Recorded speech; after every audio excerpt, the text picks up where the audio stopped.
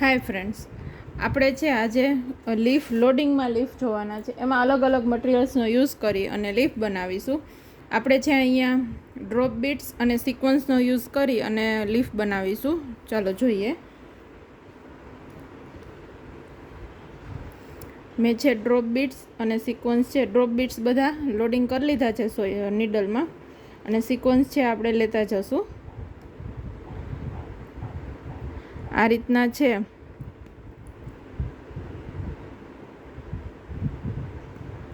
Drop bits અને સિક્વન્સનો use કરી અને આપણે છે લીફ બનાવીશું.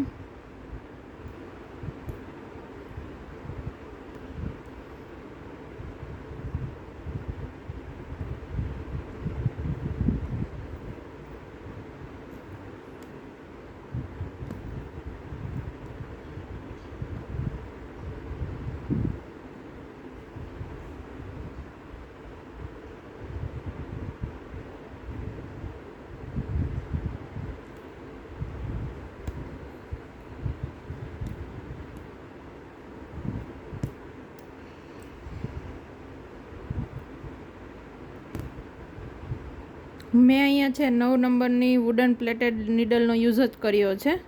તમે છે અહીંયા 8 નંબર અથવા 7 નંબરની નીડલનો યુઝ પણ કરી શકો છો. Ready and not.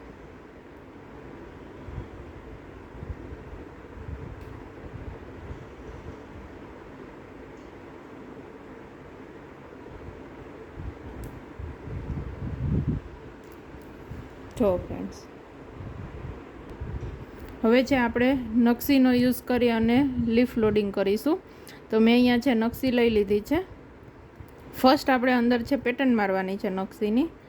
નકશી છે હંમેશા ખેંચ્યા વગર, મીન્સ કે એને ખેંચ્યા વગર જ યુઝ કરવામાં આવે છે, કારણ કે નકશી છે જરદોશી કરતાં મોટી હોય છે એટલા માટે. રેડી, આ છે મેં પેટર્ન મારી લીધી છે. હવે આપણે લીફ સ્ટાર્ટ કરીએ. એના માટે છે મેં નકશી છે અહીંયા કટ કરી લીધેલી છે. જુઓ,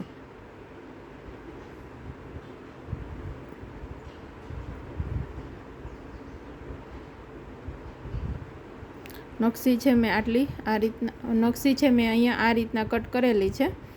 મારી છે 3 નકશી, એક નીડલમાં 3 નકશી આવી ગઈ છે. હવે આપણે એનાથી લીફનું લોડિંગ કરીશું.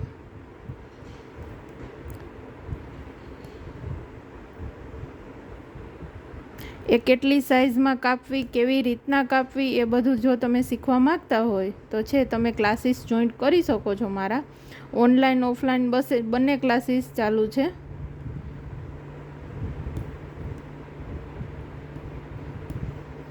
એમાં તમને છે બધા બેઝિક ટુ એડવાન્સ સુધીના બધા સ્ટીચ છે શીખવાડવામાં આવશે.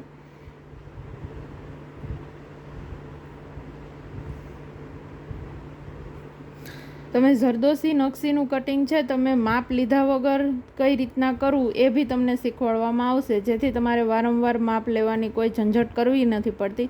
વારંવાર માપ લેવામાં છે ઘણો ટાઈમ જાય છે આપણે છે વર્ક કરવામાં ઘણી વાર લાગી શકે છે. આ છે મેં માપ લીધા વગર મારા અંદાજ પ્રમાણે છે નકશીનું કટિંગ કરેલું છે. તમે જોઈ શકો છો કે નકશીનું કટિંગ કેટલું પરફેક્ટ થયેલું છે અહીંયા મારે.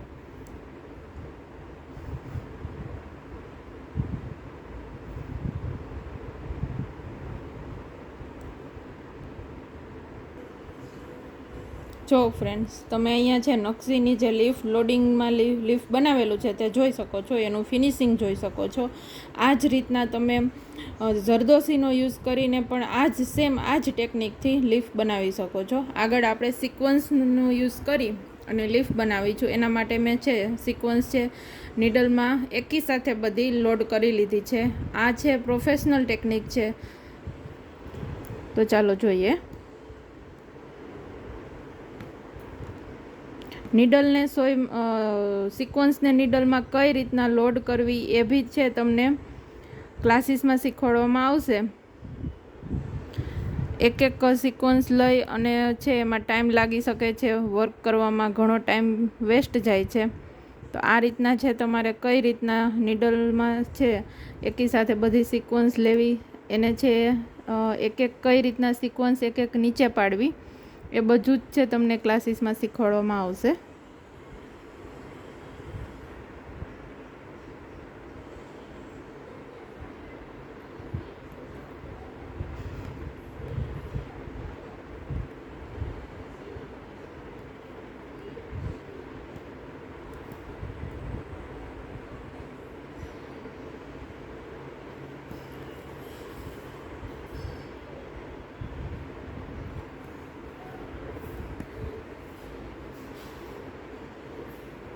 છે બે સિક્વન્સ એકસાથે પડી જાય છે તો તમે એને છે એ ત્યાં જ રાખી અને કઈ રીતના વર્ક કરવું એ બી તમને શીખવાડવામાં આવશે.